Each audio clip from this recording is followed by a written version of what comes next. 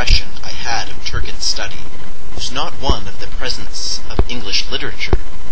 It had instead the immediacy of a darker presence, an obsession that had gradually overcome the milder influences of the English works he wrote about. This presence leaped out at me suddenly as a face that was everywhere, meeting my gaze with arrogance from a paint behind the desk, from the stand on the table, from an odd piece of sketch near the window. It was the same face in every case, caught in a different pose and different media, but always the same gaunt-cheeked, mustached, medieval visage. Ah, you know who this is. I have collected him in many forms, as you can see. Where did you find all these images?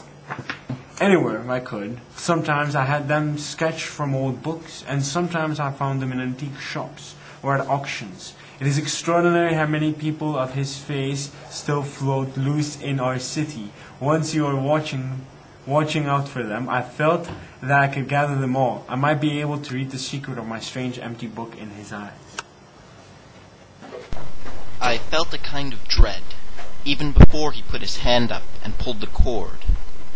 And when the cleverly made drapery parted from under his grasp, my heart seemed to turn over.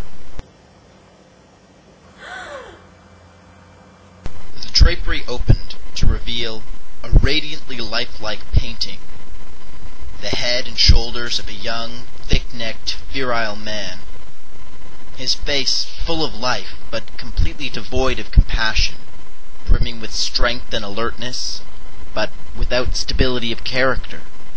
The eyes were the most unnerving feature of the painting.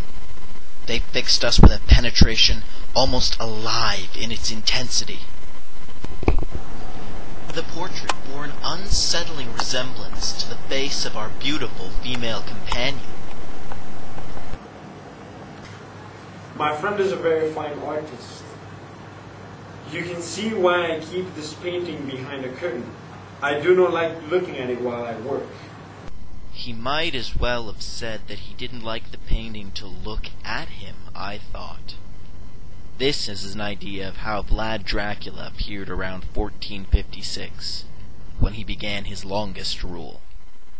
He was 25 years old, and well educated by the standard of his culture. In the next 20 years, he killed perhaps 15,000 of his own people, sometimes for political reasons, often for the pleasure of watching them die. This is a seal from the Order of the Dragon, which I found in Antiques Market down near the Old City Port. And this is a dagger made out of silver that comes from the early Ottoman era in Istanbul. It is my belief that it was used to kill vampires because there was words on the stone that indicate something like this. What is that? This is an authentic vampire hunting kit, 100 years old. I believe it to be from Bucharest. A friend of mine who is a collector of antiques found it for me several years ago. There were many of these. They were sold to travelers in Eastern Europe and to 18th and 19th centuries. It originally had a garlic in it, but here in this space. But I keep mine by the door.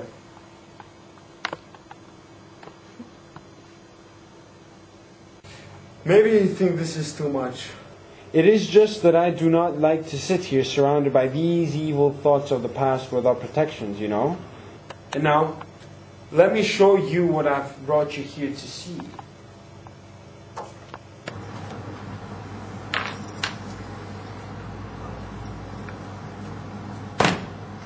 This is Professor Rossi's handwriting. It is indeed. He had certainly taught in a university back in USA. It is quite obvious that he did not know anything about King Mehmed's archive. It is remarkable. I never thought I would see a second book like the one I have. And heard of a third. This is the third book that I've seen with my own eyes. Remember the woodcut in Rossi's was the same. To think I never saw this myself. It is indeed similar. A dragon that is a map. But a map of what? That's what Rossi was trying to figure out here in the archives. If only he'd taken more steps later to find out its significance. Perhaps he did. Can you excuse me?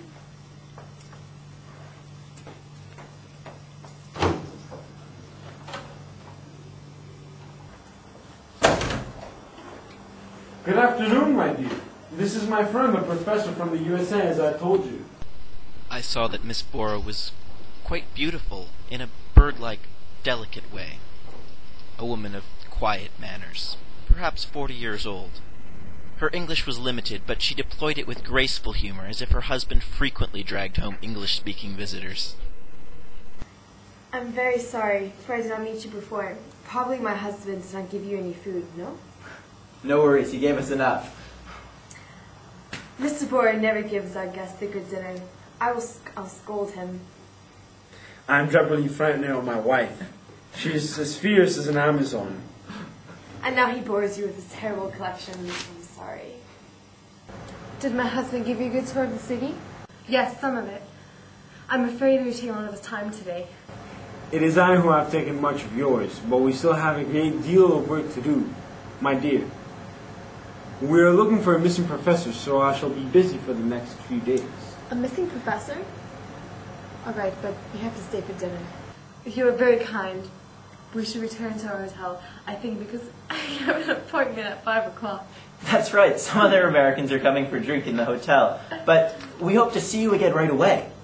I shall immediately look through everything in my library here that might be help to us.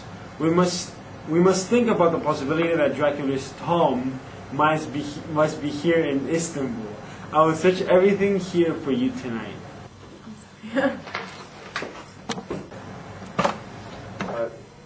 I'll meet you here at 9 o'clock in the morning.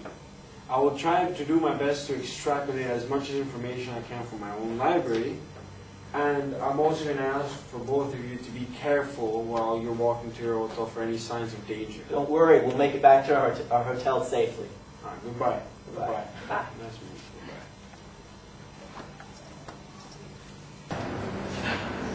That's a happy marriage, I think. Good morning. We've been this 2 times here.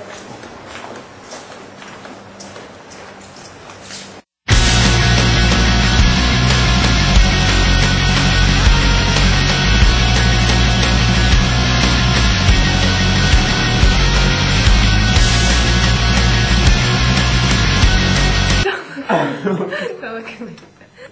It's alright, we have to have a bloopers reel anyway. But how about you? How about your side? You'll see.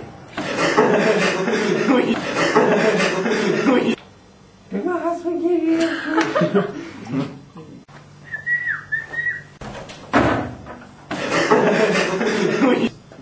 Damn it! Start again. Yes, some of shit. I have to check. You can't even see. Yeah, you can see the paper. You can see the paper. Can you see my head? Yeah, Yeah. I can see your head. Yeah, It's fine. that's good.